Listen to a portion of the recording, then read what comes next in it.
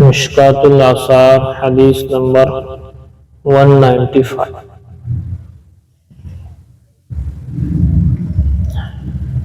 عن عبد الله بن مسعود رضي الله تعالى عنه قال قال رسول الله صلى الله عليه وسلم لا حسد إلا في اثنين رجل آتاه الله مالا فسلطه على هلكته في الحق وآخر آتاه الله حكمة فهو يقضي بها ويعلمها۔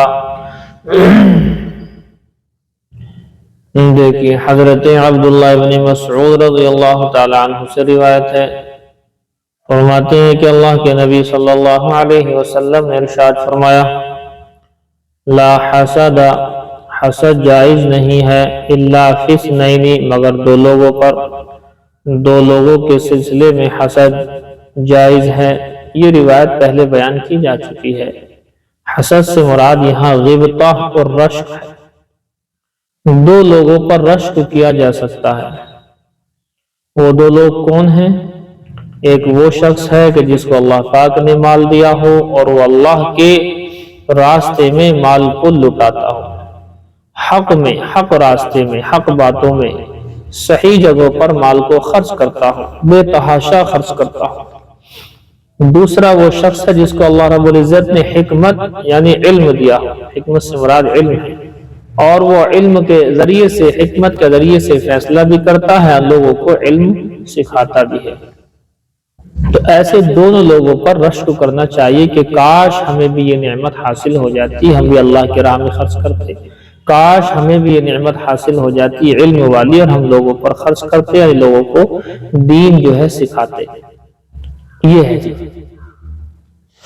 دیکھیے پیچھے بھی بیان کیا گیا تھا، یہاں بھی آپ اس کو جو ہے نوٹ کر لیجئے گا۔ حسد کسے کہتے ہیں؟ حسد کسے کہتے ہیں؟ حسد کہتے ہیں سامنے والے کی نعمت کا زوال ہو جائے، یہ چاہت کرنا، یہ تمنا کرنا کہ سامنے والے کی نعمت ختم ہو جائے، مجھے ملے یا نہ ملے۔ اور غبطہ کسے کہتے ہیں؟ رشک یعنی غبطہ، کہ سامنے والے کے جیسی نعمت مجھے بھی مل جائے، اس کی ختم نہ ہو اور اس کے جیسی نعمت مجھے بھی مل جائے۔ یہ ہے، اسی لیے حسد ناجائز ہے اور غبطہ یعنی رشک جائز ہے۔ دوسرے الفاظ میں یوں کہو، تمنائے زوال نعمت غیر کو حسد کہتے ہیں۔ لکھ لو، تمنائے زوال نعمت غیر کو حسد کہتے ہیں۔ تمنائے زوال نعمت غیر کو حسد کہتے ہیں۔ نہیں لکھا؟ آگے لکھیں جی، آگے لکھیں تمنائے حصول مثل نعمت غیر کو غبطہ کہتے ہیں۔ تمنائے حصول مثل نعمت غیر کو غبطہ یعنی رشک کہتے ہیں۔ یہ لکھا تمنائے زوال نعمت غیر کو حسد، تمنائے حصول مثل نعمت غیر کو غبطہ کہتے ہیں۔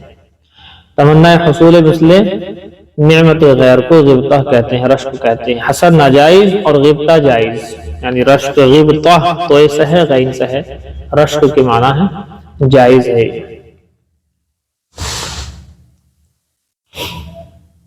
جی دیکھا،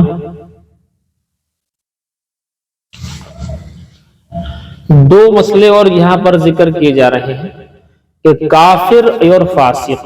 کافر تو کافر ہوتا ہی ہے، ایمان والا نہیں ہوتا، لیکن ایمان والا فاسق ہو سکتا ہے، گنہگار ہو سکتا ہے، اور کافر کے پاس نعمت ہے اور فاسق کے پاس نعمت ہے۔ کافر اس نعمت کو اللہ کی نافرمانی میں خرچ کرتا ہے، فاسق اس نعمت کو اللہ کی نافرمانی میں خرچ کرتا ہے۔ فاسق کو اللہ پاک نے مال دیا ہے تو وہ مال ناجائز کاموں میں خرچ کرتا ہے۔ تو کافر اور فاسق ان دونوں پر حسد کیا جا سکتا ہے، ان کی نعمت کے زوال کی تمنا کی جا سکتی ہے، یاد رکھنا، ان کی نعمت کے زوال کی تمنا کی جا سکتی ہے۔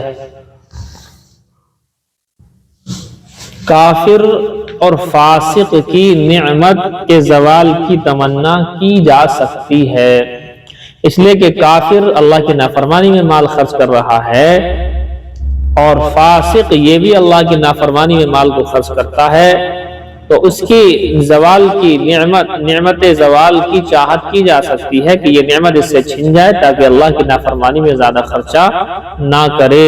اس طریقے سے کوئی اور چیز نہیں سمجھ میں آئی، پر یہ تھوڑا سا خاص مسئلہ ہے، یہ بعض علماء کی رائے ہے، لکھ لینا یہ بعض علماء کی رائے ہے، اکثر کی نہیں ہے، لیکن یہ بعض علماء کی رائے ہے۔ کافر یا فاسق سے حسد کیا جا سکتا ہے، اس لیے کہ وہ اپنا مال اللہ کی راہ میں خرچ نہیں کرتے، اللہ کی نافرمانی میں خرچ کر رہے ہیں، لہذا اس کی نعمت کے زوال کی چاہت کی جا سکتی ہے۔ بعض علماء کا فتویٰ یہی ہے، بعض کا۔ اب دیکھیں آپ روایت پڑھیں، لا حسد الا فی اثنین، فرماتے ہیں کہ حسد جائز ہی نہیں ہے مگر دو لوگوں پر حسد جائز ہے، اور یہاں حسد سے مراد غیبتہ اور رشک ہے۔ نمبر 1، رجل آتاہ اللہ مالا، ایک وہ شخص ہے کہ جس کو اللہ پاک نے مال دیا ہو، فسلطہ علی ہلاکتہ بالحق، پس مسلط کر دیا اللہ تعالیٰ نے اس کو مال کے خرچ کرنے پر حق کے سلسلے میں، حق راستے میں، حق باتوں میں، صحیح جگہوں میں وہ مال خرچ کرتا ہے۔ فصل وآخر آتاہ اللہ حکمتا، دوسرا وہ شخص جس کو اللہ پاک نے حکمت یعنی علم دیا ہو، فہو یقضی بہا، اسی علم کے ذریعے سے، حکمت کے ذریعے سے وہ فیصلے کرتا ہے، ویعلمہا، اور اسی حکمت اور علم کو دوسروں کو سکھاتا بھی ہے۔ عن انس بن مالک رضی اللہ تعالی عنہ قال قال رسول اللہ صلی اللہ علیہ وسلم، حضور نے ارشاد فرمایا، من ابتغى القضاء، جو شخص کے عہدہ قضا کو طلب کرے، من ابتغى، جو شخص کے طلب کرے، چاہے اپنی خواہشات سے مانگے، القضاء، عہدہ قضا کو، وسأل فیہ شفعاء، اور مانگنے میں اس میں سفارشوں کو تلاش کرے، سفارشوں کو لگائے اس عہدے کے طلب کرنے میں، تو ایسے شخص کی اللہ کی طرف سے مدد نہیں ہوتی، وہ وکل الی نفسہ، تو اس کو سپرد کیا جاتا ہے اسی کے حوالے۔ مسئلہ سمجھ لیجیے، کبھی بھی کسی عہدے کی چاہت یا زبان سے اظہار نہیں ہونا چاہیے، اللہ کی مدد اس کے ساتھ نہیں ہوتی۔ لوگ مل کر کے یہ چاہیں اور یہ کریں کہ خود وہ اپنی طرف سے وہ عہدہ آپ لوگوں کو دے دیں۔ جی، اگر کوئی شخص کوئی عہدہ مانگتا ہے اور مانگنے میں سفارشیں بھی لگاتا ہے کہ یہ عہدہ مجھے مل جائے، تو اللہ کی مدد اس کے ساتھ نہیں ہوتی، پھر اس کو اسی کے حوالے کر دیا جاتا ہے اور اس عہدے کا غلط استعمال وہ کرتا ہے۔ دوسرا، عہدہ اس شخص کو دیا جائے زبردستی، وہ منع کر رہا ہے پھر بھی لوگ دے رہے ہیں، منع کر رہا ہے پھر بھی لوگ دے رہے ہیں، تو اللہ تعالیٰ ایک فرشتہ نازل کر دیتا ہے اس کے لیے، جو اس کو اس کے کاموں میں کرنے میں مدد کرتا ہے۔ یعنی اللہ کی طرف سے مدد ہوتی ہے ایسے شخص کی جو کسی عہدے کو مانگتا نہیں ہے، لوگ عہدہ اس کو دے دیتے ہیں۔ سمجھنے والی بات ہے۔ آج یہ دیکھیں فتنے فساد کا بہت بڑا سبب ہے یہ عہدے کا مانگنا۔ گاؤں میں جس وقت پردھانی کا الیکشن ہوتا ہے، سب لوگ عہدہ مانگنے کے چکر میں لگ جاتے ہیں، رشوتیں دیتے ہیں، کوئی کچھ کرتا ہے کوئی کچھ کرتا ہے۔ ان لوگوں کے ساتھ اللہ کی مدد نہیں رہتی، اسی لیے اللہ کی مدد بھی نہیں رہتی ہے، یہ حرام و حلال کا اسی لیے کوئی بھی ان میں تمیز وغیرہ نہیں رہتی ہے۔ وجہ یہی ہے کہ عہدہ مانگا گیا ہے، زبردستی مانگا گیا ہے عہدہ۔ اگر عہدہ مانگا نہ جائے بلکہ عہدے کے لیے اپنے آپ کو پیش بھی نہ کیا جائے، لوگ زبردستی دے دیں، جب کوئی عہدہ دے دیتا ہے تو پھر اس میں اللہ کی مدد آ جاتی ہے۔ یا پھر اس طرح سے بھی ہو سکتا ہے، ایک دوسرا مسئلہ اس طرح سے بھی ہو سکتا ہے کہ کوئی اس عہدے کے لیے لائق ور نہیں ہے اور آپ اس لائق ہیں، اور یہ بات سب کی طرف سے طے ہو جائے، سب لوگ کہیں گے ہاں یہ بات صحیح ہے کہ آپ اس لائق ہیں، باقی کوئی لوگ اس کے لائق نہیں ہیں۔ اب جب یہ بات طے ہو جائے گی تو پھر اس آدمی کو اپنے آپ کو عہدے کے لیے پیش کرنے کی گنجائش ہے، مگر ایسا کوئی ہے نہیں، یاد رکھیں آپ۔ علماء ہیں تو علماء لوگوں کو یہ لوگ ان چیزوں میں نہیں رکھتے۔ الیکشنوں سے دور رکھنا چاہتے ہیں، یہ خود ہی چاہتے ہیں چونکہ اس کے اندر مال ہے، یہ چاہتے ہیں کہ صرف ہمیں ملے مال، اور کوئی عالم اگر آئے گا تو وہ مال لوٹے گا بھی نہیں اور وہ صحیح طرح سے پورے سسٹم کو لے کر کے چل سکتا ہے۔ لیکن بہرحال خلاصہ یہ ہے کہ عہدہ مانگنا اور عہدے کے لیے سفارشیں کروانا، اس میں اللہ کی مدد ختم ہو جاتی ہے، اور زبردستی کسی کو عہدہ دے دیا جائے اللہ کی مدد لگتی ہے۔ حضرت ابوبکر صدیق کو جس وقت خلافت کے لوگوں نے بیعت کی ہے، سب لوگوں کو ذہن میں تھا پہلے سے ابوبکر ہی ہیں سب سے پہلے، تو حضرت ابوبکر صدیق کا یہ سمجھ لیجئے کہ حضرت کا معاملہ اتنا زبردست تھا کہ وہ سب لوگ سمجھ رہے ہیں کہ یہی اس لائق ہے، لیکن حضرت نے اس کو قبول نہیں کر رہے تھے، بڑی مشکل سے قبول کیا۔ ان کے حضرت عمر نے جب بیعت کر لی ان کے ہاتھ پر، تو حضرت عمر کو بھی ڈانٹ رہے تھے بہت کہ تم نے میرے ساتھ ایسا کرا دیا، مجھے تم نے یہ کروا دیا، خلافت کی ذمہ داری تم نے مجھے دے دی، اس طرح کی باتیں کر رہے تھے۔ بہرحال عہدہ قضا یا کس طرح کا بھی عہدہ قبول کر لینا چاہیے اگر لوگوں کی طرف سے زبردستی اس کو دیا جا رہا ہے، مگر چاہت اور تمنا اور مانگنا منہ سے، اب تو لوگ منہ سے ہی مانگتے ہیں، الیکشن کیا ہے یہ منہ سے مانگ رہے ہیں، عہدہ یہی تو ہوتا ہے کہ ہمیں دو، ہم ہیں اس لائق۔ بتائیے آدمی اپنے آپ کو کہتا ہے میں اس لائق ہوں۔ بہرحال اسی سے بہت بڑا فساد ہے، بہت بڑا بگاڑ ہے۔ کہتے ہیں من ابتغى القضاء، جو شخص کی عہدہ طلب کرے، وسأل فی شفاعہ، اور طلب کرنے میں سفارشیں لگائے، وکل الی نفسہ، تو اس کو اسی کے سپرد کر دیا جاتا ہے، اللہ کی کوئی مدد نہیں ہوتی۔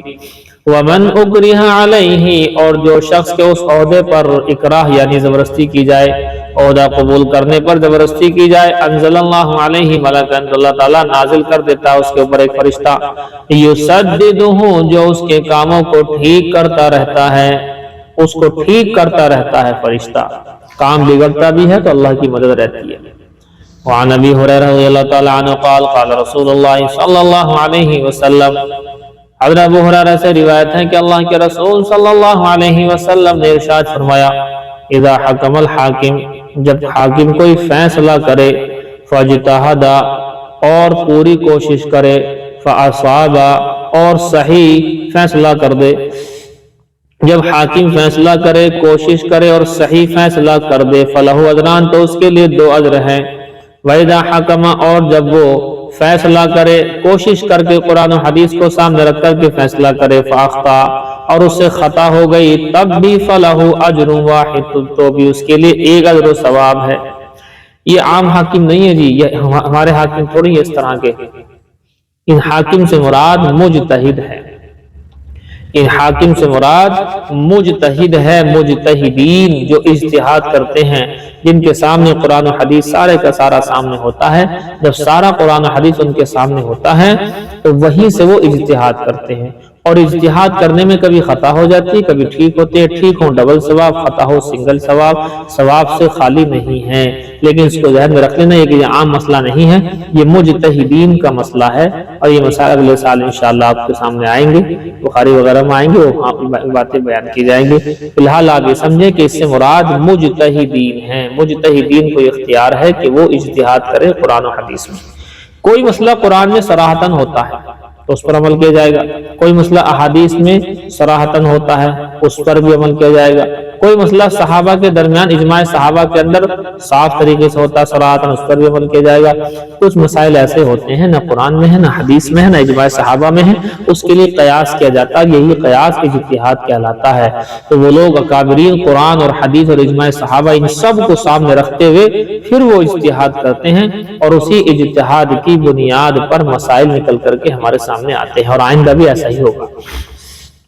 قیامت تک چیزیں بنتی رہیں گی، ان کے مسائل بھی ظاہر سی بات ہے اجتہاد سے ہی ہمیں حل کرنے پڑیں گے۔ دیکھیے عن علی رضی اللہ تعالی عنہ قال قال علی رسول اللہ صلی اللہ علیہ وسلم، حضرت علی سے روایت ہے، حضور نے فرماتے ہیں کہ مجھ سے حضور صلی اللہ علیہ وسلم نے ارشاد فرمایا، اذا تقاضى الیک رجلان، کہ جب 2 لوگ تیری طرف فیصلہ کرانے کے لیے آئیں تو فلا تقض للاول، فرماتے ہیں کہ کسی ایک کے لیے ایک دم سے فیصلہ نہیں کرنا، پہلے کے لیے ایک دم سے فیصلہ نہیں کرنا، حتی تسمع کلام الآخر، یہاں تک کہ دوسرے کے کلام کو سن لے۔ یہ بھی ایک بہت بڑا بگاڑ ہے آج کل ہمارے ہاں. جب کوئی کسی سے کسی کی غیبت کرتا ہے، چغلخوری کرتا ہے، بتاتا ہے کہ بھی فلاں آدمی ایسا ہے، تو یہ نہیں کہ جا کر کے اس کی بھی بات سن لیں کہ بھی کیا کہنا چاہ رہے ہیں. نہیں، ہاں جی ٹھیک کہہ رہا ہوں، ہاں میں ہاں شروع کر دیتے ہیں. حضور نے فرمایا بالکل مت کرنا ایسے، دونوں کی بات سنے بغیر فیصلہ نہیں کرنا.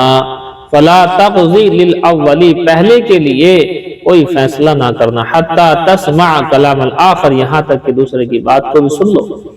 فسوف تدری، پس عن قریب جان لو گے تم کیف تقضی، کہ کیا فیصلہ کرنا ہے. ظاہر سی بات ہے دونوں کا کلام سننے کے بعد ہی کوئی فیصلہ ہو سکتا ہے کہ فیصلہ کیا کرے.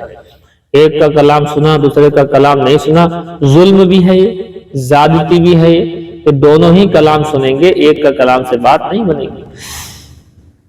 فرماتے ہیں قال علی، حضرت علی فرماتے ہیں فما زلت قاضیا بعد، کہ برابر اس کے بعد میں قاضی ہی رہا، میں ہمیشہ قاضی رہا. قضا کا اہم اصول مجھے مل گیا کہ دونوں کی بات سنو، اور دونوں کی بات سن کر کے ہی کوئی فیصلہ ہو سکتا ہے. فرماتے اس کے بعد میں ہمیشہ قاضی رہا، اور قضا کا جو بہترین اصول تھا مجھے وہ مل گیا کہ دونوں کی بات سننا یہ عہدہ قضا کا بہترین رول ہے. اس کے بغیر کوئی فیصلہ ہو نہیں سکتا. اگر کوئی اس کے بغیر فیصلہ کرتا ہے تو صحیح فیصلہ وہ نہیں کر سکتا. صحیح فیصلہ تبھی ہوگا جبکہ دونوں طرف سے بات کو سن لیا جائے. نہیں سمجھ میں آئی جی؟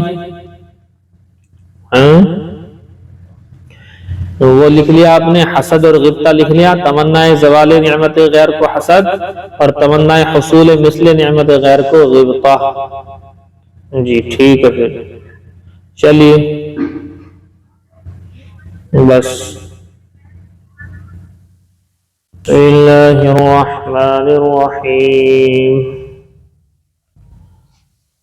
باب قولہ قل هو القادر، یہ باب ہے اللہ تعالیٰ کے فرمان عالی شان کے بارے میں. قل اے نبی کہہ دو وہ قادر ہے، وہ قدرت رکھتا ہے ہر بات کے اوپر. اللہ کی قادر ہونے کی صفت، اللہ قادر ہے، قدرت والا ہے، اس کا بیان. خلاصہ ذہن میں رکھو، معتزلہ، جہمیہ یا دیگر فرق باطلہ جو صفات باری تعالیٰ کا انکار کرتے ہیں، امام بخاری صفات باری تعالیٰ کا اس بات کر رہے ہیں، ان کا جواب دے رہے ہیں. اس میں بہت ساری صفاتیں آ چکی ہیں اور بہت ساری صفاتیں آئیں گی. دیکھیے وبه قال حدثنا إبراهيم بن المنذر قال حدثنا معن بن عيسى قال حدثني عبد الرحمن بن أبي الموالي قال سمعت محمد بن المنكدر يحدث عبد الله بن الحسن يقول أخبرني جابر بن عبد الله السلمي قال، فرماتے ہیں ہمیں خبر دی جابر بن عبداللہ السلمی نے، کان رسول اللہ صلی اللہ علیہ وسلم يعلم اصحابہ الاستخارہ فی الامور کلہا، کہ اللہ کے نبی صلی اللہ علیہ وسلم استخارہ، صلاۃ استخارہ سکھایا کرتے تھے. استخارہ سکھاتے تھے تمام کے تمام امور میں، تمام کے تمام کاموں میں. کما يعلمہ سورۃ من القرآن، جیسا کہ قرآن کریم کی سورت کو سکھایا کرتے تھے. قرآن کریم کے سکھانے کی طرح ایسے ہی استخارے کی نماز اور استخارے کی دعا کو سکھاتے تھے. اور وجہ یہ ہے کہ استخارے کا مطلب ہوتا اللہ سے مشورہ، اللہ سے خیر طلب کرنا، اللہ سے خیر کا مشورہ کرنا.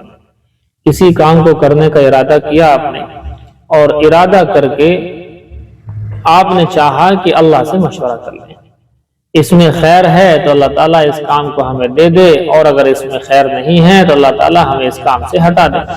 یہ اس کا خلاصہ ہے دعا کا. باقی اسی دعا کو پڑھنا چاہیے، بعد میں اردو میں اس کا ٹرانسلیشن بھی دعا میں پڑھ لینا چاہیے. اور اب ایک چیز ہے استخارے کے متعلق، آپ نے اس بات کو سنا ہوگا، مشہور بات ہے کہ استخارے کی نماز پڑھنے کے بعد میں سو جائیں، سونے کے بعد کالی چیز دکھائی دے تو وہ کام صحیح نہیں ہے، سفید ہری دکھائی دے تو وہ کام صحیح ہے. یعنی خواب آنے کو ضروری سمجھا جاتا ہے. ایسا بالکل بھی نہیں ہے. اسی لیے آپ دیکھیں استخارے کی نماز پڑھنے کے بعد میں صرف خواب نہیں بلکہ چند چیزیں ہوتی ہیں. نمبر 1، نمبر 1 بات دیکھیں، بڑی اہم بات ہے، استخارہ اور مشورے کے اندر استخارے سے زیادہ مضبوط ہے مشورہ۔ جی، استخارے سے زیادہ مضبوط ہے مشورہ۔ اگر دونوں چیزیں ایک ساتھ آ جائیں اور مشورہ کا آپ کے پاس وقت ہے، لوگوں سے مل سکتے ہیں، معلومات کر سکتے ہیں، تو استخارہ بھی کریں، لیکن استخارے سے مضبوط مشورہ ہے، مشورہ ضرور کر لیں۔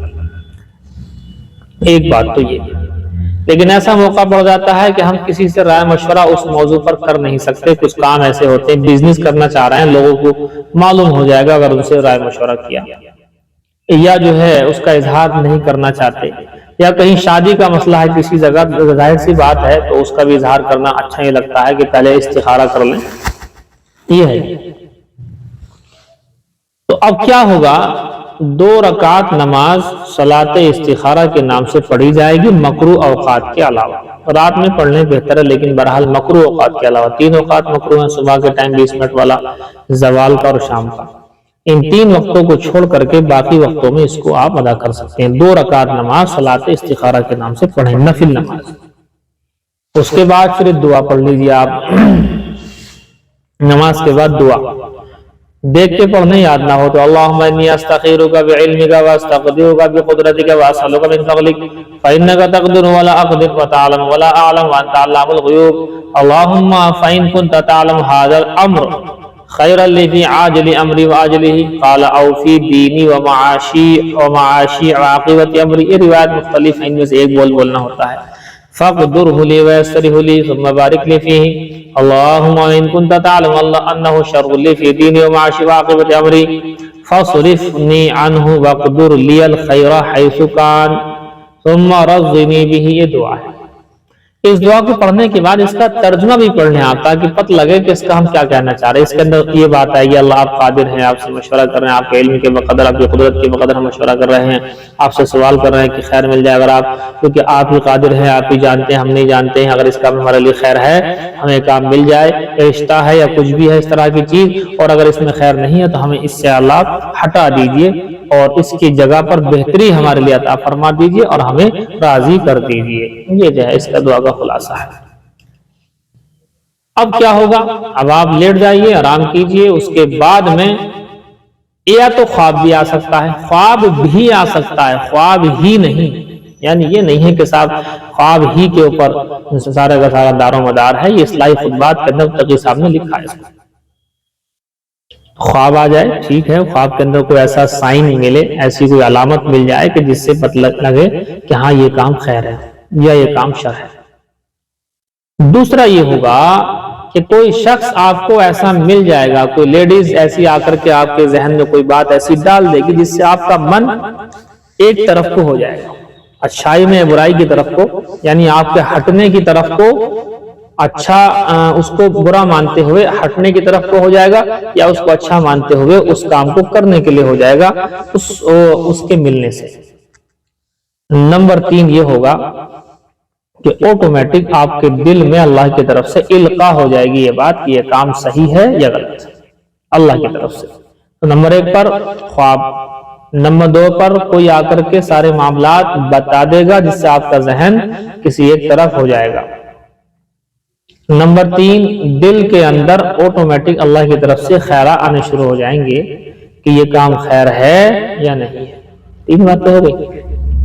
چوتھی بات، نہ کوئی خواب آ رہا ہے ایسا جس سے معلوم ہو جائے کام شر ہے یا خیر ہے، اور نہ ہی آپ کے جو ہے کسی انسان نے آ کر کے ہم سے کچھ کہا، اور نہ ہی جو ہے ہمارے دل کے اندر کوئی ایک صورت ایک شکل راجح ہو رہی ہے، تو اب کیا کیا جائے گا، استخارہ کرنے کے بعد اس کام کو کر لیا جائے گا۔ چونکہ ہمارا کام صرف اتنا ہی ہے، اللہ سے کہنا، اللہ سے کہنے کے بعد ہم نے اس کام کو کیا ہے۔ جب کوئی بھی میسج، کوئی بھی سائن ہمارے سامنے نہیں آ رہا ایسا جس کے خیر و شر ہونے میں، تو استخارہ خود ایک خیر ہے، استخارہ خود ایک خیر ہے، آپ اس کام کو کر لیجئے۔ اگر نقصان بھی ہوتا تو یہ سمجھ لینا کہ اگر نہ کرتے تو کوئی بڑا نقصان ہو سکتا تھا، اللہ نے چھوٹے موٹے نقصان سے ہمیں ٹال دیا۔ یہ ہے جی استخارہ۔ اب دیکھیے یہ تو ہے حدیثی استخارہ، میڈ ان مدینہ، یعنی مدینے والے نے یہ استخارہ ہمیں بتایا ہے، 2 رکعت نفل کا استخارہ۔ کچھ استخارے میڈ ان انڈیا ہیں.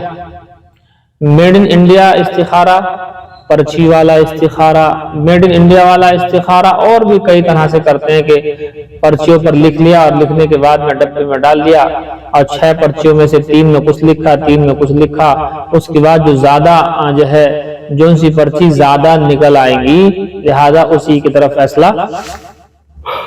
ہمارا ہو جائے گا. اب یہ بھی بہت سے لوگ کرتے ہیں، 3 پرچی ادھر 3 پرچی ادھر اٹھا کے رکھتے رہتے ہیں. یہ میڈ ان انڈیا ہے، اس کا کوئی ثبوت حدیث میں نہیں ہے. سیدھی بات ہے، حدیث میں جس کا ثبوت ہے وہی کام ہمیں کرنا چاہیے. کیونکہ یہ والا استخارہ جو ہے پرچی والا، اس میں تو ہاتھوں ہاتھ ہوتا ہے فیصلہ، لیکن یہ اپنی اچھا سے ہو رہا ہے، ظاہر سی بات ہے تو ہاں آئے گا نہ آئے گا. اب یہ جلد بازی والا استخارہ ہے، ہمیں چاہیے ابھی. تو ضروری ہے کہ ابھی حضرت عمر نے ایک معاملے میں 1 مہینے تک استخارہ کیا.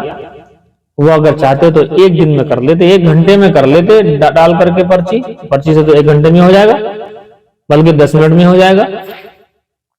تو یہ پرچی والا یہ بس ویسے ہی ہے، اس کے چکر میں زیادہ پڑھنے کی ضرورت نہیں ہے. اور بھی کئی طرح کے استخارے میڈ ان انڈیا ہیں، ان کے چکر میں پڑھنے کی ضرورت نہیں ہے. میڈ ان مدینہ استخارہ جو ہے اس کا اعتبار ہوگا، چونکہ ہمارے استخارے کی دعائیں وہیں سے ملی ہیں اور رکوع سجدے جو چیزیں ملی ہیں نماز کے لیے وہ سب وہیں سے ملی ہیں، لہذا اسی کا اعتبار ہوگا. اب دیکھیے آپ، كان رسول الله صلی اللہ علیہ وسلم يعلم اصحابه الاستخارة في الامور كلها. کہ اللہ کے رسول صلی اللہ علیہ وسلم ہمیں صحابہ کرام کو استخارہ سکھایا کرتے تھے تمام کے تمام کاموں میں، جیسا کہ سورت سکھاتے تھے قرآن کی اتنے اہتمام کے ساتھ. یقول، اور یوں فرماتے تھے، اذا ہم احدکم بالامر، جب تم میں سے کوئی کسی کام کا ارادہ کرے، فَلْيَرْكَعْ رَكْعَتَيْنِ، اور یہ کسی کام سے مراد فرائض واجبات والے کام نہیں ہیں. یاد رکھنا، کوئی ظہر کی نماز پڑھو نہ پڑھو استخارہ کر لو، یہ تھوڑی ہوگا، یہ تو پڑھنی ہی ہے. فلاں کے روپے پیسے میرے پاس ہیں، اتنا روپے قرض لے رکھا میں نے، دوں نہ دوں اس پر استخارہ کر لوں. کیسے استخارہ کر لیں گے اس کے پر آپ؟ حقوق اللہ اور حقوق العباد کے ضائع کرنے کے لیے نہیں ہوتا. یہ صرف ان امور میں ہوتا ہے کہ جس کا تعلق حقوق اللہ حقوق العباد سے نہیں ہے، یا کوئی فرض یا واجب اس میں مر نہیں رہا ہے، یا اس چیزوں میں ہوتا ہے. اذا ہم احدکم بالامر، جب ارادہ کرے تم میں سے کوئی کسی کام کا، فلیرکع رکعتین، تو 2 رکعتیں نماز پڑھ لے، من غیر الفریضہ، فرض نماز کے علاوہ نفل. ثم لیقل، پھر اس دعا کو پڑھے، اللہم انی استخیرک بعلمک واستقدرک بقدرتک واسألک من فضلک فانک تقدر ولا اقدر وتعلم ولا اعلم وانت علام الغیوب. اللہم فان کنت تعلم هذا الامر، کہتے ہیں هذا الامر ثم تسمی بعینہ، یہاں هذا الامر کی جگہ پر نام لے لے اس کام کا، اس کام کا نام لیا جائے گا. یہاں اردو میں نام لے لے، کوئی دقت والی بات نہیں. خیر لی فی عاجل امری و عاجلہ، تو یا تو یہ پڑھ لیں فی عاجل امری و عاجلہ قال، یا یہ پڑھ لیں فی دینی و معاشی و عاقبت امری. یہ او سے پہلے والا اور او کے بعد والا ان میں سے ایک پڑھا جائے گا. فقدرہ لی ویسرہ لی ثم بارک لی فیہ. اللہم وإن كنت تعلم انہ شر لی فی دینی و معاشی و عاقبت امری. یہاں بھی یہی ہے، او سے پہلے والا پڑھا جائے گا یا او کے بعد والا پڑھا جائے گا. فی عاجل امری و عاجلہ فاصرفنی عنہ وقدر لی الخیر حیث کان ثم رزنی بہ. یہ ہے جی وہ دعا. اس دعا کو پڑھ کے اس کا اردو میں ٹرانسلیشن سامنے رکھ کر کے آپ پڑھ لیں، اور اگر ویسے ہی آپ کو سمجھ میں آیا ٹرانسلیشن تو ویسے ہی آپ سوچ لیں. اور اس کے بعد میں انشاءاللہ 4 شکلوں میں سے ایک شکل بن جائے گی، یا تو خواب، یا پھر کوئی انسان، یا پھر دل کے اندر خیال خود بخود، یا پھر اس کے بعد کچھ بھی نہیں آ رہا، اس کام کو آپ کر سکتے ہیں، کوئی دقت والی بات نہیں ہے. اور باقی جو میڈ ان انڈیا ہیں بنے بنائے، ان کا کوئی اعتبار نہیں ہے اس طرح سے. دیکھیے جی، باب مقلب القلوب وقول اللہ ونقلب افئدتهم وابصارهم، یہاں بھی اللہ کی جو ہے صفت بیان کی جا رہی ہے. یہ باب ہے مقلب القلوب کا باب، یعنی دلوں کو پھیرنے والا اللہ. وقول اللہ، اللہ کا فرمان عالی شان ہے. ونقلب افئدتهم وابصارهم، ہم ان کے دلوں کو اور ان کی آنکھوں کو پھیر دیتے ہیں. وَبِهِ قَالَ حَدَّثَنَا سعيد بن سليمان عن ابن المبارك عن موسى بن عقبة عن سالم عن عبد الله قال، فرماتے ہیں اکثر ما كان النبي صلی اللہ علیہ وسلم يحلف، کہ اکثر اللہ کے نبی صلی اللہ علیہ وسلم اس طرح سے قسم کھایا کرتے تھے، لا ومقلب القلوب، نہیں اور قسم ہے دلوں کو پھیرنے والے کی، کوئی بات کہتے تو اس کے جواب میں نہیں اور پھر قسم کھاتے، ومقلب القلوب، اور دلوں کو پھیرنے والے کی قسم ہے، دلوں کا پھیرنے والا اللہ ہے۔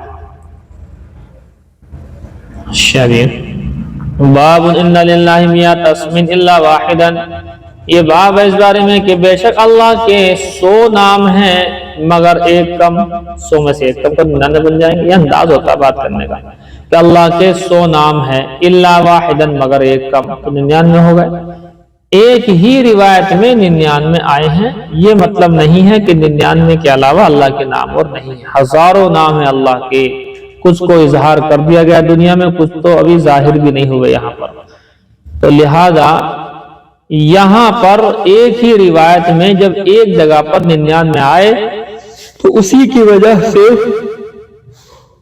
ہم یہ کہتے ہیں کہ 99 ہیں، اس وجہ سے نہیں کہتے کہ 99 ہی ہیں، بلکہ 99 ہیں ایک روایت کی وجہ سے، باقی دوسری کتابوں میں دیکھیے جی دوسری احادیث میں اور بھی نام آئے ہیں، اور مطلب کلام پاک کے اندر بھی کچھ نام ایسے ہیں جو 99 میں نہیں ہیں، وہ ایکسٹرا ہیں۔ معلوم ہوا کہ 99 میں حصر نہیں ہے، حصر کہ 99 ہی ہیں یہ نہیں بلکہ اور بھی۔ قال ابن عباس نے فرمایا وہ ذوالجلال العظمتی ہے، وہ جلال والا ہے، عظمت والا ہے، البر نیکی والا ہے، اللطیف اور لطیف ہے، باریک یعنی جو کسی کو دکھائی بھی نہ دے۔ وَبِهِ قَالَ حَدَّثْنَا أَبُو الْيَمَانِ قَالَ أَخْبَرْنَا شُعَيْبٌ قَالَ، لطیف کا ترجمہ لطف والا بھی ہے، مہربانی کرنے والا بھی ہے۔ قال حدثنا ابو زناد عن الاعرج عن ابی ہریرہ ان رسول اللہ صلی اللہ علیہ وسلم قال، فرماتے ہیں حضور نے ارشاد فرمایا ان للہ 99 اسما 100 الا واحدا، فرماتے ہیں کہ اللہ کے 99 نام ہیں یعنی ایک کم 100، 100 الا واحدا ایک کم 100۔ من احصاها دخل الجنہ، جس شخص نے ان کو یاد کر لیا، ان کا احاطہ کر لیا تو جنت میں داخل ہو جائے گا، جنت میں داخل ہو جائے گا، جس نے اس کا احاطہ کر لیا، جس نے اس کو یاد کر لیا۔ دیکھیں احصاہا کا ترجمہ یاد کر لینا، احاطہ کر لینا، گھیر لینا، اور مراد یہاں پر یہ ہے کہ یاد بھی کر لیں اور اس کے مطابق عمل بھی کر لیں۔ سورہ یاسین کے اندر لفظ آتا ہے احصیناہ، تو احصینا یہ احصا سے بنا ہے، اس کے معنی حفظنا یعنی یاد کرنے کے، یاد کرنے کے معنی ہے اس کے، یہ ہے جی دیکھیں باب السؤال باسماء اللہ والاستعاذۃ بها، یہ باب ہے سوال کرنا اللہ کے نام کے ساتھ میں، اللہ کے نام کے ساتھ میں سوال کرنا، مانگنا، والاستعاذۃ بها، اور اللہ کے نام کے ساتھ میں استعاذہ کر لینا۔ ظاہر سی بات اللہ کے ناموں کے ذریعے سے جو ہے اس طرح سے ہم دعا کر سکتے ہیں کہ اے اللہ آپ کی کبریائی کی قسم، آپ کی کبریائی کے طفیل میں ہمیں ایسا کر دے، اس طرح کے الفاظ سے ہم کہہ سکتے ہیں۔ وبه قال حدثنا عبد العزيز بن عبد الله قال حدثني مالك عن سعيد بن ابي سعيد المقبوري عن ابي هريره عن النبي صلى الله عليه وسلم قال، حضور نے ارشاد فرمایا اذا جاء احدكم فراشه، جب تم میں سے کوئی شخص اپنے بستر پر آئے، فلينفضه بصنيفة ثوبه 3 مرات، تو اپنے کپڑے کے ٹھپکے سے 3 مرتبہ بستر کو جھاڑ لے۔ ظاہر سی بات ہے بستر جھاڑ کر کے بچھانا چاہیے، یہ بچھا ہوا تو اس کے اوپر تھوڑا سا کپڑے کا ٹھپکے سے اسے جھاڑ دینا چاہیے، عید ہی نہیں بننا چاہیے۔ بس اوقات کتنے حادثے ہوتے ہیں، سانپ رہ گیا اندر، کوئی کیڑا مکوڑا، کوکروچ، پتہ نہیں کیا کیا رہ جاتا ہے، اس کے بعد پھر جو ہے دقت ہوتی ہے۔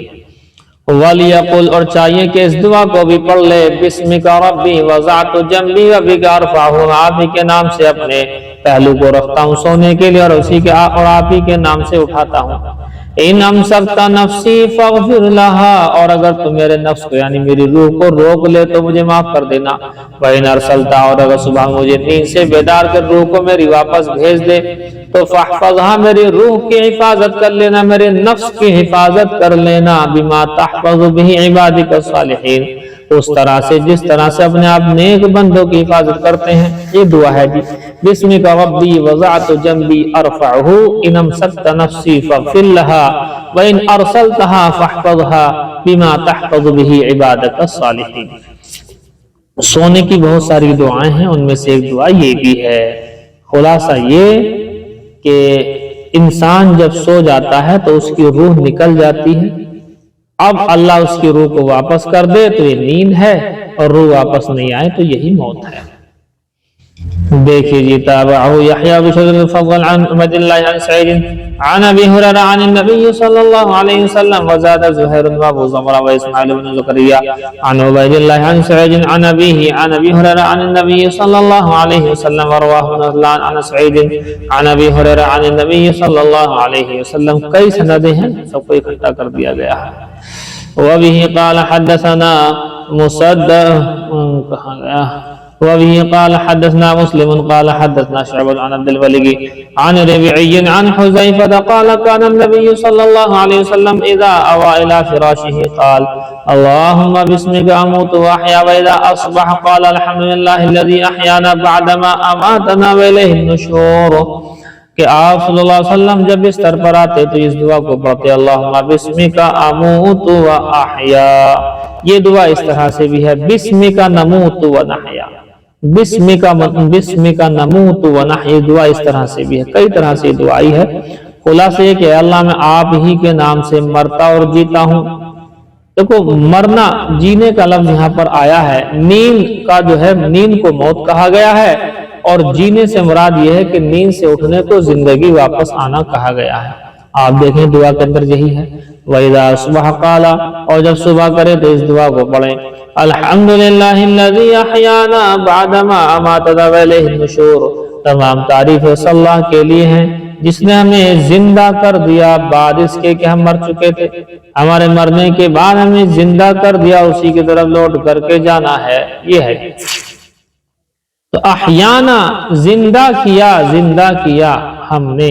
اللہ فرماتا ہے کہ ہم نے یعنی اللہ فرماتا ہے کہ ہم کہتے ہیں احیانا، اللہ نے ہمیں زندہ کیا۔ ظاہر سی بات ہے، نیند آئی تھی، کوئی مر تھوڑی گئے تھے، ہم کو زندہ کر دیا؟ ہاں، مر ہی گئے تھے۔ سچی بات یہی ہے کہ نیند بھی موت کی ہے۔ اب اگر روح واپس آ جائے تو بن گئی نیند، اور واپس نہیں آئے گی تو بنے گی پھر یہ موت۔ یہ دعا یاد ہے آپ لوگوں کو؟ چھوٹی معمولی دعائیں ہیں، معمولی ویسے نہیں یاد کرنے کے اعتبار سے، ورنہ دعا معمولی نہیں ہوتی ہے، وہ تو بہت بڑی چیز ہوتی ہے۔ وبه قال حدثنا سعد بن حفص قال حدثنا شيبان عن منصور عن ربيعي بن حراش عن خرشة بن الحر عن ابي ذر قال فرماتے ہیں حضرت غفاری كان النبي صلی اللہ علیہ وسلم اذا اخذ مضجعه من الليل، جب آپ صلی اللہ علیہ وسلم اپنے بستر پر رات میں جایا کرتے تھے، قال تو دعا پڑھتے تھے بسمک نموت ونحیا، کہ آپ ہی کے نام سے ہم مرتے اور جیتے ہیں۔ فاذا استيقظ قال، جب بیدار ہوتے تو اس دعا کو پڑھتے الحمدللہ الذی احیانا بعدما اماتنا والیہ النشور۔ اگلی روایت چھوڑ دیجئے، خالی عبارت پڑھ لیجئے، اس کا مطلب مفہوم مولبن سے پوچھئے گا۔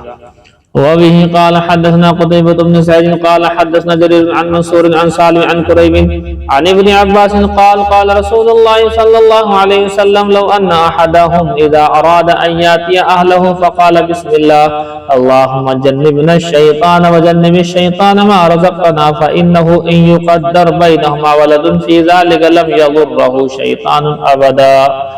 وبه قال حدثنا عبد الله بن مسلمة قال حدثنا فضل عن منصور عن إبراهيم عن همام عن عدي بن حاتم قال سألت النبي صلى الله عليه وسلم قلت أرسل كلابي المعلمة۔ دیکھیے ایک مسئلہ ہے، یہ کلب معلم، وہ کتا جو سکھایا گیا ہو، سدھایا گیا ہو، اور کتے کو سکھا دیا جاتا ہے، اور کتا ایسا ٹرینڈ، جسے کہتے ہیں ٹرینڈ ڈوگ، کتا سکھایا ہوا، اس کا کیا ہوا شکار ہم کھا سکتے ہیں۔ شکار کے کھانے کی چند شرطیں ہیں۔ نمبر 1، اس کتے کو پہلے سکھایا گیا ہو، بنا سکھائے ہوئے کتا اگر شکار کرے تو اس کو ہم نہیں کھا سکتے۔ نمبر 2، بسم اللہ پڑھ کے اس کو جو ہے چھوڑا گیا ہو۔ नंबर 3 वो इतना ट्रेंड होना चाहिए कि उस जानवर को पकड़ करके बिठा ले, रोक ले, ताकि हम जाकर के उसको ज़िबा कर दें। ये ना हो कि उसे खाने लगे, इसका मतलब वो ट्रेंड नहीं है। तो नंबर 1 वो कुत्ता सिखाया हुआ, सिधाया हुआ हो। नंबर 2 बिस्मिल्लाह पढ़कर उस कुत्ते को शिकार पर छोड़ दिया हो। नंबर 3 उसने जाकर के उसे पकड़ा, थोड़े बहुत जख्म लगे उससे कोई फर्क नहीं पड़ता, उसे पकड़ा, पकड़ करके बैठ गया लेकर, जब हम जाएंगे तो हम उसको ज़िबा करके खा सकते हैं। ये है बात। और अगर ऐसा नहीं है, बल्कि सिखाया हुआ कुत्ता नहीं है, या सिखाया हुआ है तो उस बिस्मिल्लाह नहीं पड़ी है, या बिस्मिल्लाह पड़ी है तो उसने जाकर के चीर फाड़ कर उसे खाना शुरू कर दिया, इसका मतलब ये कि इसने आपके लिए नहीं शिकार किया बल्कि अपने अपने लिए शिकार किया है। इन सब शर्तों की वजह से शिकार किया, कुत्ते का शिकार किया हुआ जानवर जो सामने पड़ा है उसको नहीं खा सकते हैं। और अगर ये शर्तें पाई जाएं तो खाने की, शिकार की खाने की गुंजाइश, कुत्ते की खाने की गुंजाइश नहीं। कभी आप उल्टा समझ जाए कुत्ता खाएंगे, कुत्ता नहीं, कुत्ते से जो हमने शिकार किया है जायज हलाल जानवर, उसको खाने की गुंजाइश है। देखिए हजरत अदी इब्न हातिम फरमाते हैं, ये बहुत बड़े सहाबी हैं साहब, हजरत अदी इब्न हातिम, समझते हैं इनका वाक़या बताया आपको मैंने।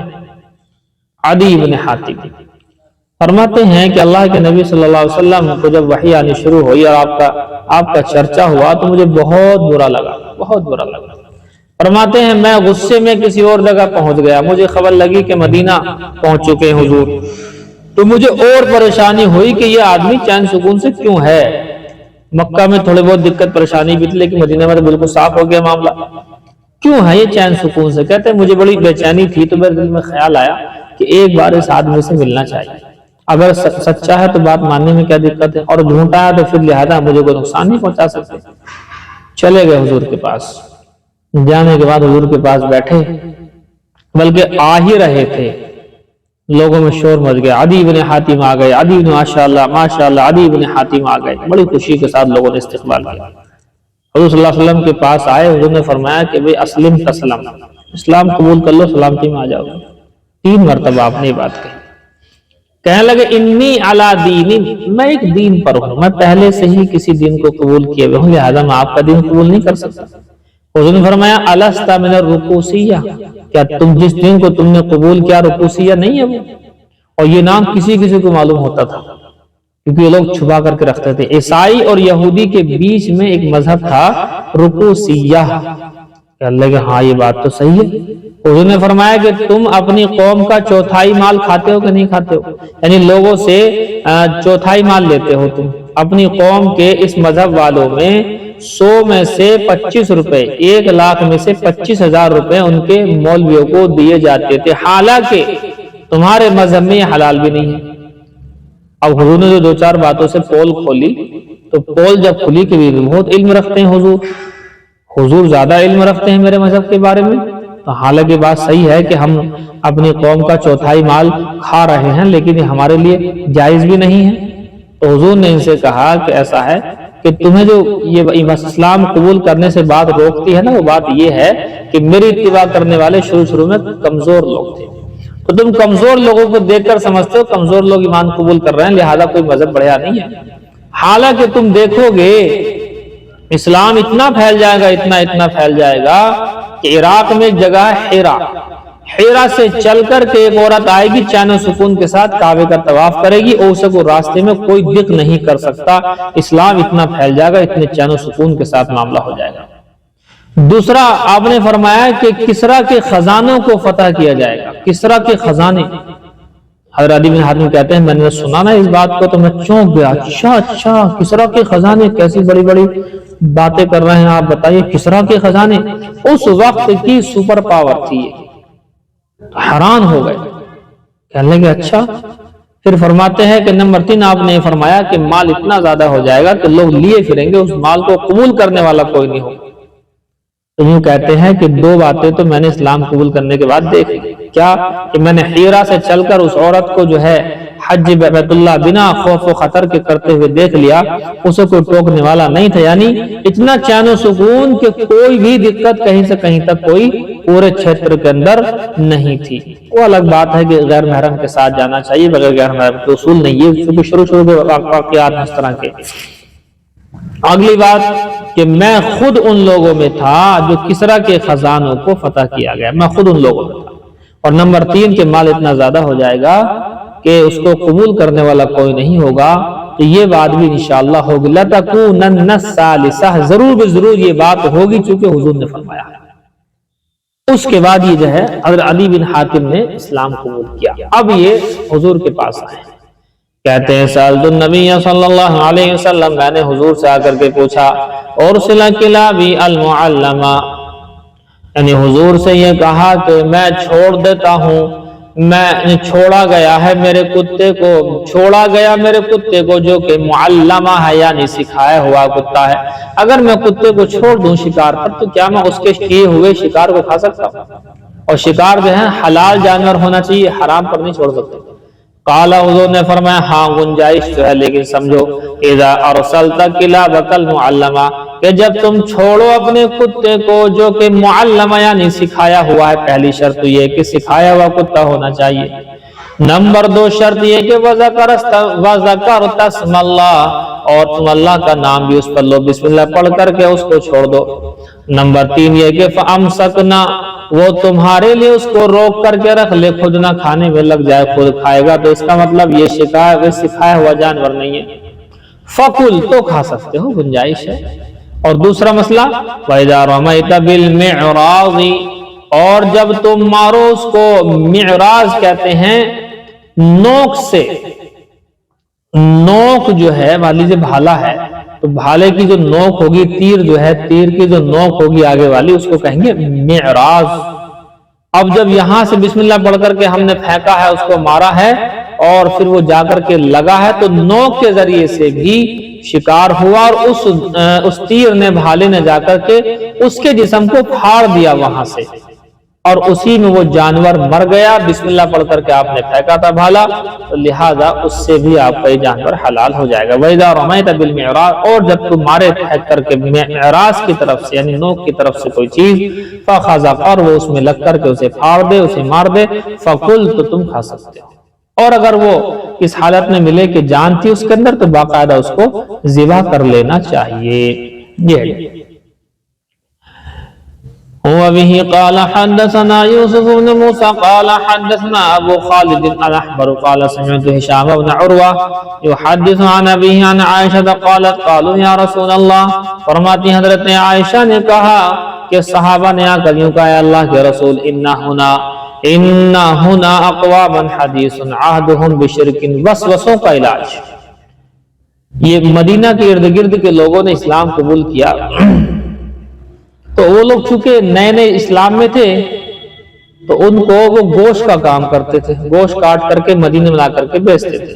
صحابہ کو شبہ ہوا کہ نئے نئے مسلمان ہیں، پتہ نہیں کیسے لوگ ہے ذبح کر رہے ہیں، صحیح بھی کر رہے ہیں نہیں کر رہے، شک و شبہ اور وسوسہ آ رہا تھا۔ حضور نے فرمایا کہ وسوسہ کے چکر میں نہ پڑو، اللہ کا نام لے کے کھاؤ۔ جب وہ مسلمان ہے تو غالب گمان یہی ہے کہ صحیح طرح ذبح کرے گا، غلطی کرے گا تو خود بھگتے گا۔ فرماتے ہیں اللہ کے رسول، انہا ہنا اقواما، یہاں پر ایک قوم ہے، حدیث عہدہم بشرک، اور وہ شرک سے قریب ہیں، ان کا زمانہ شرک سے قریب۔ کیا مطلب؟ ابھی وہ مشرک تھے لیکن بعد میں ایمان قبول کر چکے، نئے نئے مسلمان ہیں۔ یاتون، اور ہمارے پاس یہ آتے ہیں، لاتے ہیں، بلحمان، ہمارے پاس یہ گوشت لا کر کے بیچتے ہیں، لا ندری، ہمیں نہیں معلوم، یذکرون علیہ اسم اللہ ام لا، کہ وہ اللہ کا نام بھی اس پر لیتے ہیں کہ نہیں لیتے ہیں، پتہ نہیں۔ قال اذکروا انتم اسم اللہ وکلوا، کے چکر میں نہ پڑو، تم اللہ کا نام لے کر کے کھا لو، اللہ کا نام لے کر کے تم کھا لو، چکر میں نہ پڑو۔ دیکھیے وبه قال حدثنا حفص بن عمر قال حدثنا هشام عن قتادة عن انس قال ضحى النبي صلى الله عليه وسلم بكبشين يسمي ويكبر، فرماتے ہیں کہ اللہ کے نبی صلی اللہ علیہ وسلم نے 2 مینڈوں کو ذبح کیا. ذبح کرنے میں کیا کہا؟ یسمی و یکبر، اللہ رب العزت کا نام لیا. اور بات چل رہی ہے اللہ کی صفاتی نام جو ہے اور اللہ رب العزت کے نام لینے کی بات ہی ہو رہی ہے اوپر سے، اور صفات باری تعالیٰ کے اس بات ہی کی بات ہو رہی ہے. یسمی و یکبر، بسم اللہ اللہ اکبر پڑھتے تھے، بسم اللہ اللہ اکبر، اور جانور کو ذبح کر دیا کرتے تھے. سوال سنیں جی، کیا قربانی کے موقع پر، عید الاضحیٰ کے موقع پر مستورات بھی ذبح کر سکتی ہیں جانوروں کو؟ آف کورس کر سکتی ہیں، بالکل کر سکتی ہیں، اور کرنے میں کوئی دقت والی بات نہیں ہے. لیکن بہرحال اس طرح سے ہوتا نہیں ہے. مستورات بہت کم اس طرح کی ہوتی ہیں جو اتنا جگر گردہ ہو، گردن کاٹنے کی ہمت کم لوگوں میں ہوا کرتی، بلکہ مردوں میں بھی ہر آدمی ذبح نہیں کرتا. یہ تو اللہ نے مولویوں کو دیا ہے، یا پھر جو قریشی برادری ہے اس کو ہے یہ چیز، ورنہ پھر جو مولوی ہیں وہی کاٹتے ہیں گردن. ورنہ تو عام طور پر مستورات تو وہاں سے ہٹ جاتی ہیں، تو دہشت بھی ہوتی ہے، وحشت بھی ہوتی ہے. بہرحال کرنا چاہے تو کر سکتی ہے، اس میں کوئی دقت نہیں. اپنی قربانی اپنے ہاتھ سے کر دو ذبح. لیڈیز اپنی قربانی اپنے ہاتھ سے ذبح کر سکتی ہے. بسم اللہ اللہ اکبر پڑھنا نہ بھولے، ورنہ حرام ہو جائے گا، سارے کی ساری قربانی ضائع ہو جائے گی. ہاں دیکھیے جی، یہ ہے دوسری بات یہ ہے، چلو وہیں آئے گا بیان جہاں پر یہ قربانی کا بیان آئے گا. فی الحال تو اتنا سمجھ لیجئے کہ لیڈیز بھی اگر ذبح کرنا چاہے جانور، مرغا، اس ٹائم قربانی کا موقع نہیں، بنا قربانی کے مرغا گھر میں ذبح کرنا چاہے تو اس کو کر سکتی ہے، اس میں کوئی بڑی بات. بس یہ کہ بسم اللہ اللہ اکبر پڑھنا نہ بھول جائے. اور دوسرا مسئلہ یہ کہ اگر پڑھتے تھے ہمیشہ لیکن آج بھول گئے تب بھی حلال رہے گا جی، جان بوجھ کر چھوڑنے سے حرام ہو جائے گا. لیکن اگر کسی بائی چانس بھول گئے پڑھنا، ذبح کر دے تو بھی حلال ہی رہے گا. بھول چوک معاف ہے لیکن جان بوجھ کر معاف نہیں. وبه قال حدثنا حفص بن عمر قال حدثنا شعبة عن الأسود بن قيس عن جندب بن عبد الله انه شهد النبي صلی اللہ علیہ وسلم یوم النحر، کہ اللہ کے نبی صلی اللہ علیہ وسلم کے بعد جندب بن عبداللہ آئے یوم النحر عید الاضحیٰ کے دن، صلی ثم خطبہ، پھر انہوں نے نماز پڑھائی، حضور نے نماز پڑھائی اور پھر خطبہ دیا. اور فقال، دیکھو یہ روایت تھوڑی سی باتیں ہیں اس میں. ایک شخص شیعہ ہو گیا تھا اسی بات کی وجہ سے، اور اس کا جواب تھا اسی میں، شیعہ کا ہم نے جواب اسی سے دیا تھا روایت سے. تھوڑا واقعی بتائیں گے آپ کو، تھوڑی سی مناظرہ بھی بتائیں گے اپنا، تو تھوڑی سی بات لمبی ہے، اس کو چھوڑ دو. کل ہمیں یاد دلا دینا کہ شیعہ سے جو بحث ہوئی تھی آپ کی وہ ذرا بیان کر دو، اسی روایت کے تحت میں وہ چیز آئے گی انشاءاللہ، یاد دلا دینا. بس جی آپ یہ رہنے دیجیے، آج اسی کتاب کا رہنے زیادہ ہو گیا، سبق کے ڈبل ٹیبل سبق ہو گیا، اس حصے کو آپ رہنے دیجیے. دیکھو اس میں 2-3 باتیں ہیں، دونوں تینوں باتوں کو لے لو. نمبر 1، چھوڑا نہیں تھا، عدت گزارنی پڑے گی، 4 مہینے 10 دن کی عدت رہے گی، چاہے وہ 50 سال سے الگ رہ رہے ہیں. چونکہ چھوڑا نہیں ہے تو بیوی ہے، جو بیوی ہے اس پر عدت ہے. نمبر 2 بات، معافی 2 چیزوں کی، مہر کی معافی یا کوئی خطا غلطی جو ہوئی ہے دور ہونے کی، ناراضگی کی، اس کی معافی. اب اس کو سمجھیں آپ، مہروں کی معافی اس طرح سے نہیں ہوتی، وہ جو وراثت میں جو مال چھوڑا ہے اس کا مہر ادا کیا جائے گا اسی سے. ہاں وہ معافی کر دے تو معاف ہو جائے گا، یوں کہتے کہ ساتھ چلو تم مجھے دے تو رہے ہو، جب کوئی دے ہی نہیں رہا تو اور اس کو معاف کرنا ہے کیا مطلب؟ کوئی دے جبھی تو معاف کریں، کبھی تم دینا چاہ رہے ہو، ہم نہیں لینا چاہ رہے، ہم معاف کر رہے ہیں، لیکن کوئی دے بھی نہیں رہا معاف کر دو، کیا مطلب معاف کر دو؟ ایسا معاف نہیں ہوتا ہے. لہذا مہر دیا جائے گا اسی وراثت میں سے، پہلے مہر، وراثت بٹے گی بعد میں، پہلے مہر کی ادائیگی ہوگی.